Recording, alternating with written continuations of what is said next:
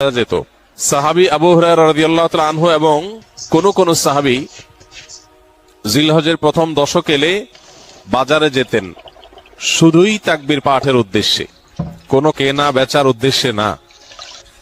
উদ্দেশ্য ছিল বাজারে গিয়ে বাজারে দুনিয়াদারিতে মগ্ন মানুষগুলোকে জিলহজের প্রথম দশকের ইবাদতের ব্যাপারে স্মরণ করানো।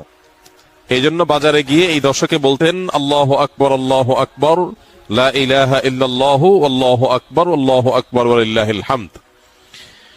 অন্য কোন সময়ের অন্য কোন আমলে আল্লাহ এত খুশি হন না বা আল্লাহর কাছে এত প্রিয় না, এই দশকের ভালো কাজ আল্লাহর কাছে যত বেশি প্রিয়। এই দশক উপলক্ষে আমরা 10টি কাজ করব।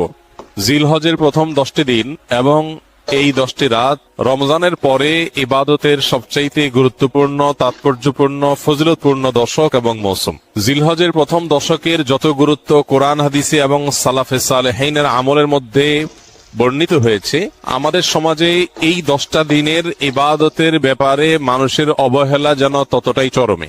ইসলাম জিলহজের প্রথম 10 দিনের যত গুরুত্ব, যত তাৎপর্য বর্ণনা করেছে, এর ছিটে ফোটাও আমাদের সমাজে সচরাচর চোখে পড়ে না। আমরা কোরবানির পশুর হাট কিংবা গরু ছাগলের আনাগোনা দেখে জিলহজ মাস আসছে সেটা টের পাই, অনুভব করতে পারি। অথচ সাহাবায়ে কেরাম